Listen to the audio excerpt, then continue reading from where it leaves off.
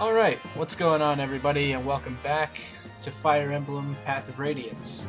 So when we last left off, we had our second missed death, which is kind of funny, but also kind of sad for what I would hope to be obvious reasons.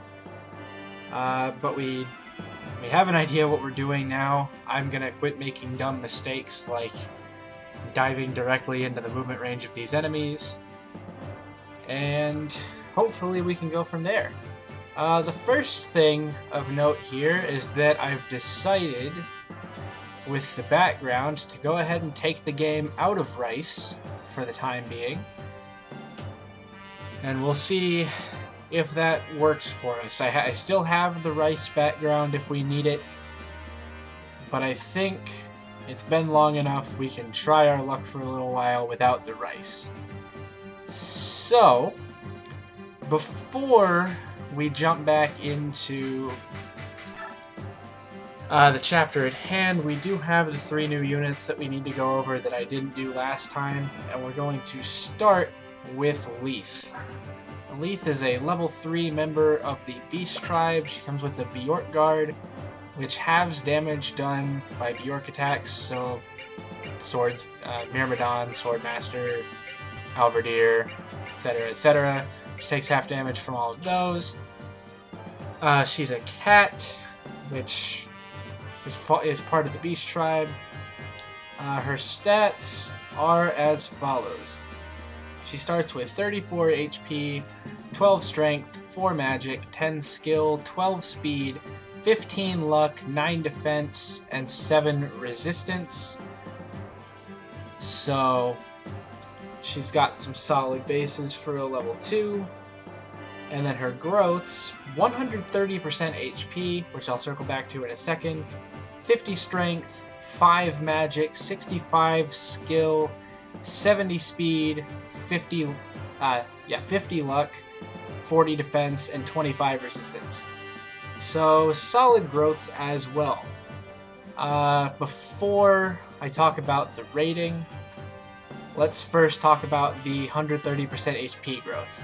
So what that means as a Laguz unit, and this is true of I think every Laguz unit that you get in the game, I'll have to fact check this, but if it's not all of them, it's at least most of them.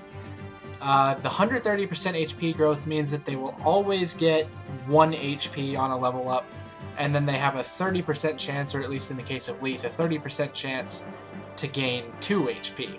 So 130% doesn't mean that you have the same, or how do I put this? It doesn't mean that you have like a 65% chance to gain 2, and that you have a chance to gain none. You'll always gain HP as a Laguz unit unless your HP is capped. Another thing of note is that these stats aren't actually her effective stats. They're close, but not quite, and I didn't write those down. But that's something else that I'll circle back to in a minute, once we talk about both her and Mordecai. So, for Leith, I give her a 3 out of 5. She's got the stats and the growths to be really good. The problem is what I'm actually going to talk about in a second. So hang on to it for a second. Just know that Leith is solid. Could very easily be a 4 or even 5 out of 5, if not for something that holds back all Laguz units, unless you know how to play your cards right, which I'll be the first to admit I probably don't. But like I said, we'll get back to that in a second. Before we go anywhere else, we'll talk about Mordecai. He's a level 2 member of the Beast Tribe, and he's actually a Tiger class, which, despite not being a different unit in this game, is a slightly different variation of the Beast Tribe. They hit harder, and they're a bit more tanky, but they're slower. So what Mordecai has, he starts with 41 HP, 15 Strength, 2 Magic, 8 Skill, 8 Speed, 10 Luck, 13 Defense, and 4 Resistance. So you can see the difference between he hits harder, but he's slower, and he's got the better defense and more HP as well. His growths are 150 HP, 65 Strength, 0 Magic, 55 Skill, 50 Speed, 40 Luck, 40 Defense, and 20 Resistance. And he comes with a Laguz Stone, which ties in, which I did it again. Which ties in nicely to what I wanted to talk about here. So, the way Laguz units works is they have... Nice grammar. They have a transformation gauge, which I believe in this game is from 0 to 20? Again, I don't have that in front of me, and I probably have it wrong. I'll have to check on that. I'll put up on screen if that's incorrect. If nothing just appeared, then assume I'm right. But I think it goes up from 0 to 20, and once it hits 20, they transform into their fighting form, which boosts all of their stats except for HP by 1.5 times. So, for example, Mordecai's strength would go from 18 to 23, and I believe it rounds up. Again, I'll fact check this, and I'll put something on screen if I'm wrong. Okay, so I did a quick fact check of this. It's actually different depending on the type of unit, but it's not like a 1.5 times or anything. So basically, each different unit gets a constant increase to the stat depending on what type of unit they are. So, for example, Mordecai as a tiger always gets +7 strength, +4 skill, +3 speed, etc., etc., and there's other stats as well. And then cats will always get +6 strength, +4 skill, +3 speed, etc., etc., and it's different for each kind of Laguz. So it's not actually a multiplication, it's just its own additive. And I wanted to just pause for a second and say this rather than try to type it because I know it's actually a lot. But yeah, that's how that works. The reason that I give Mordecai and Leith both a 3 out of 5, which, by the way, I give Mordecai a 3 out of 5. They obviously have the stats and the growths to be real powerhouses, but I feel like the Laguz gauge really kind of holds them back, and it's no fault of the game designers because you obviously don't want to just give these guys out and make them just incredibly all-powerful units that don't really have a counter. You have to have some way to weaken them if they're going to have these kinds of stats, but that's just the way it is. It makes them kind of hard to use efficiently and often. So they're both solid, but they're not units that I'm going to be using just because I've already got, at least, well, definitely not in this chapter, because I've already got a pretty hefty party as far as what I'm trying to do and not room for both of them. And then going forward, I may or may not use them a whole lot just for the reasons that I've described. Our third unit that we get this chapter that I will be using, admittedly out of necessity rather than desire, is Volk. Volk is a level 10 thief, which means he can use knives. His base stats at level 10, he has 25 HP, 12 strength, 0 magic, 13 skill, 13 speed, 7 luck, 7 defense, and 3 resistance. And then because he's a thief, he has the knife skill, which allows him obviously to wield knives, and then he can also steal unequipped items or weapons. I believe that's if he can steal all items assuming his inventory isn't full, and then he can steal weapons as long as the weapon's weight is less than his strength, I think. I don't have all of this memorized, and I probably should make note of it before I do the videos, but I don't. This would be the third instance of if nothing appears on screen, I'm right, otherwise I just explain myself. But so he can only use knives. He can't use any other kinds of weapons, which makes him a little bit difficult to use for combat, but that's not what thieves are for. I didn't talk about his growths. I should do that. His growths are 65 HP, 50 strength, 5 magic, 55 skill, 65 speed, 35 luck, 20 defense, and 10 resistance. I did that in a weird order. I talked about a skill before I talked about the growth, so sorry about that. That was a little bit confusing. But that's Volk. He's got decent stats. They're not great for combat, but they're also not awful for combat.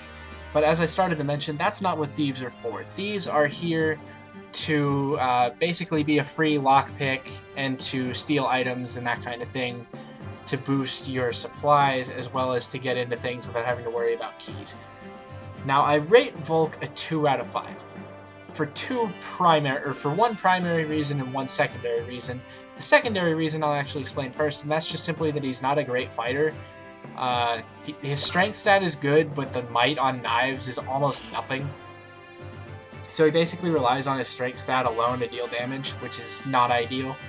And then the other primary reason that I don't like him is that I mentioned that thieves are here to be free lockpicks, but Volk isn't free. He mentioned it briefly in the last cutscene that we had right before we started this chapter in the last episode, but he actually charges a small fee to open locks, and that is 50 gold. It doesn't sound like a lot, and that's because it's not a lot, but it adds up very quickly if you're not careful. Unfortunately, in this chapter, there's not really a way around it. So I'm going to try to use him sparingly. I'm going to have to use him some to open all the cells in order to recruit all of the units for the next chapter. But it's hard to use him for much outside of that, and he's really not worth it at all once you get the second thief, and that's only a couple chapters away. Because the second thief actually works for free. So that's kind of my issue with Volk. I get why he does that. It's very much in his character, and the point is to make you, think a bit more strategically about your money, but it goes out the window so quickly. It kind of makes it a pointless mechanic. I feel like if you didn't get the free thief within 2 chapters of getting Volk, that wouldn't be as big of a pain to be like, oh, it costs money to open locks with Volk. But because you get the free thief so soon, it makes it really hard to even see that as true value in Volk. It is convenient, and he is technically the better fighter of the 2 thieves, which is why I don't give him a 1 out of 5. But it's really hard to give him more than a 2 just because of, the fact that he costs money to do his job that the other thief does for free. But yeah, so that's our 3 new units. Now that I've talked about them, there is some dialogue coming up with these green units after the first turn. I'm going to go ahead and skip that just because we saw it last time. But the gist is they're all prisoners and they're talking about how unfortunate they are. I'm not going to tweak this formation, I'm just going to actually pay some attention. So what we need to remember, and by we I mean I, need to remember from last time, is that as long as you don't enter into these guys' movement range, you're safe to go just about wherever you want, but the second you enter their range, you get bombarded from both sides. So you have to be careful about where you move in the beginning of this level. So what I'm going to do is I'm going to just kind of swarm around the outskirts of their range here, but then I'm not going to go into it. So this guy will move, and that guy will move, and that guy will move, and that's it for this turn. So now we see this dialogue that I was talking about after the first turn, where they all just kind of mutter to themselves. Like I said, I'm gonna skip through it just because we saw it last time. So if you're terribly interested in that, then you can find it in the previous episode. Now that we've got some room to work with, it's a lot easier to get in here, and I can go ahead and open this door with Volk.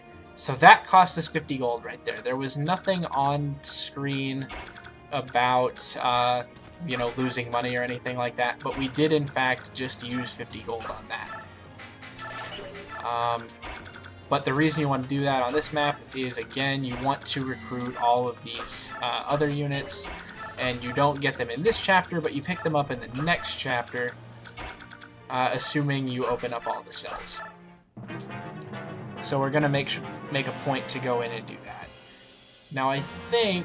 Okay, no, we have to be inside their range at the beginning of the turn in order for everybody to come, or in order for the people to come after us, and we're going to stay away from that if we can.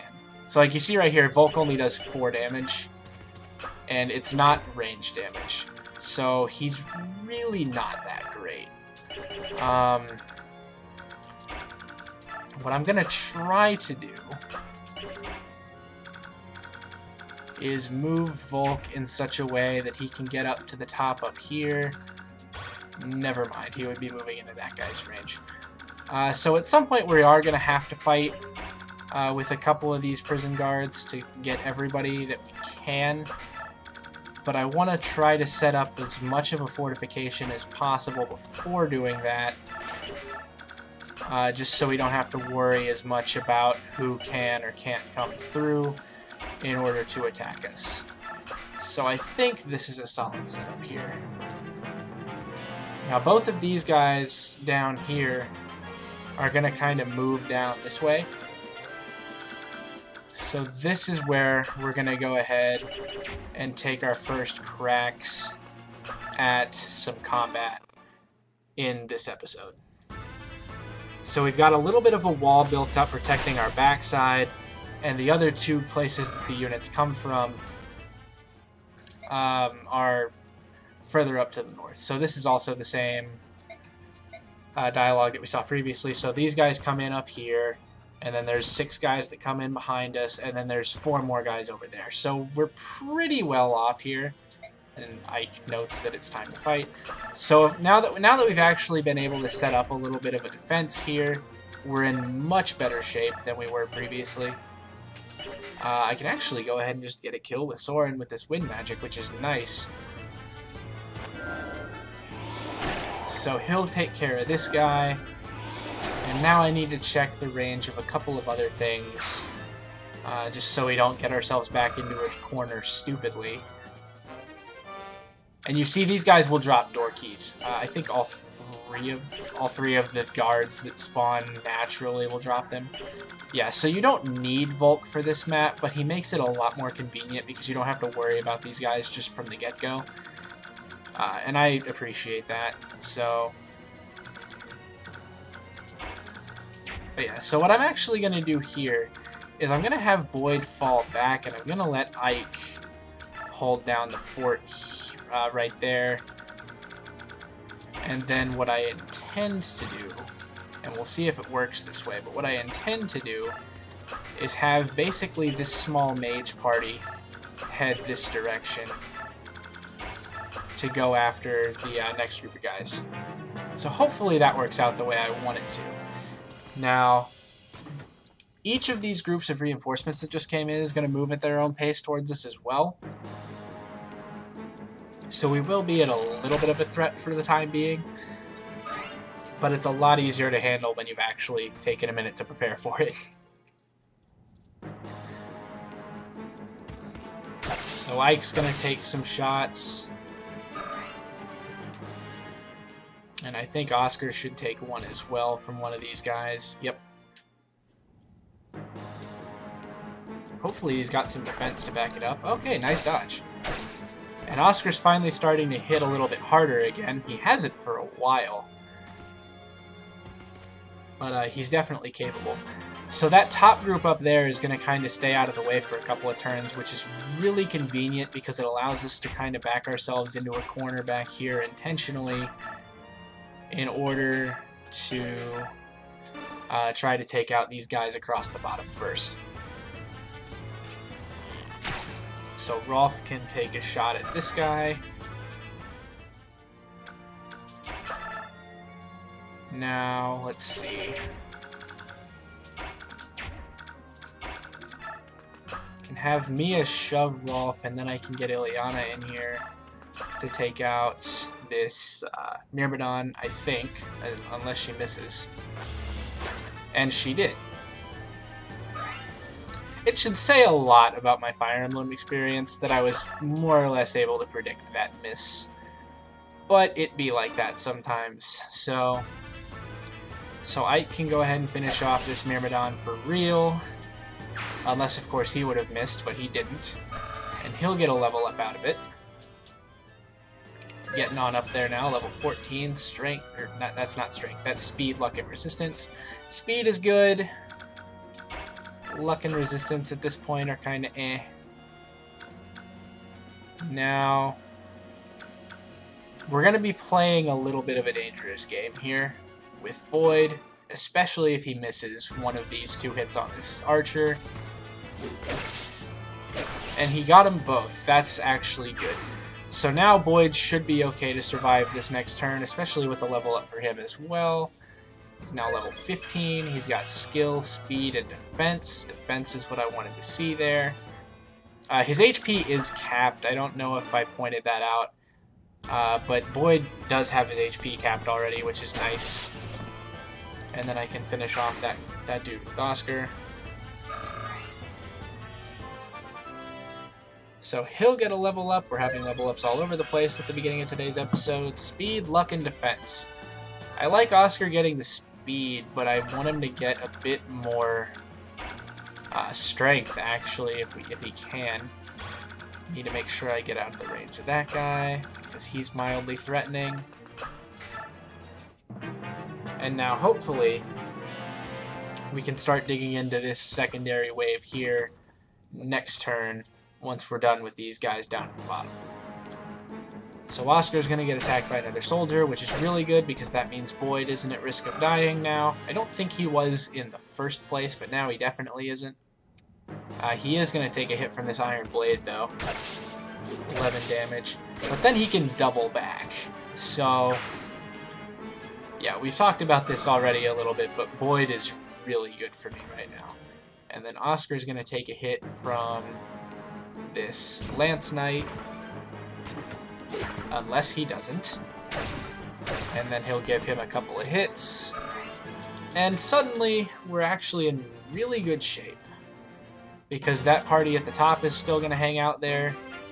I don't think either of any of these guys will attack the prisoners in the cell, but just in case, I'm going to kind of make a little mini wall here so they can't reach them.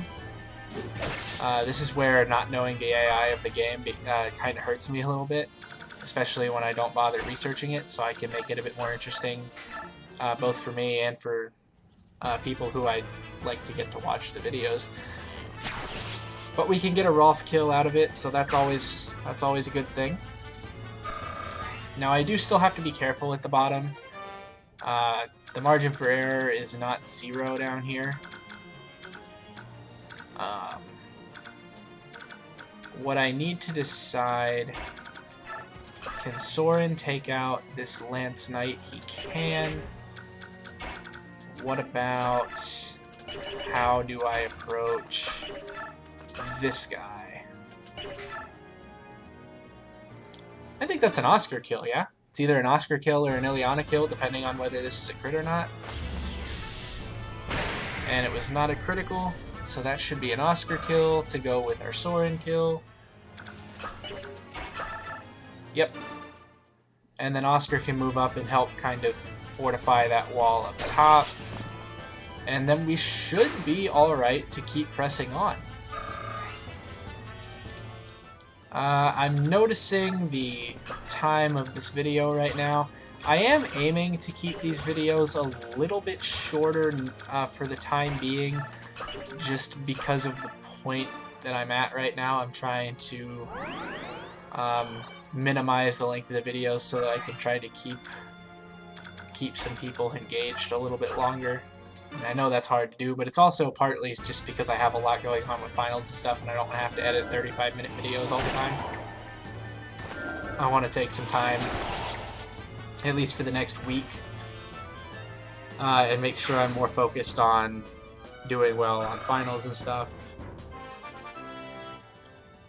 Anyway, enough about school. Soren levels up. He's got HP, luck, and resistance.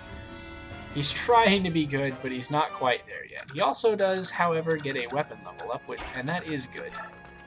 Now, what I'm going to try to do is I'm going to try to bait this guy to come down here to where Mia is, and then I can have this guy go in where Oscar's at, and that way I can get some damage on both of them. Boyd's going to get attacked by that mage, which I did not see coming. I didn't think he was in range for that. But he dodges it. See, this is how absurd this Boyd is. He's dodging mages. And I was not able to bait that quite the way I wanted to. But it doesn't matter, because these guys can't hit anything. And I really hope I don't regret saying that, but I might.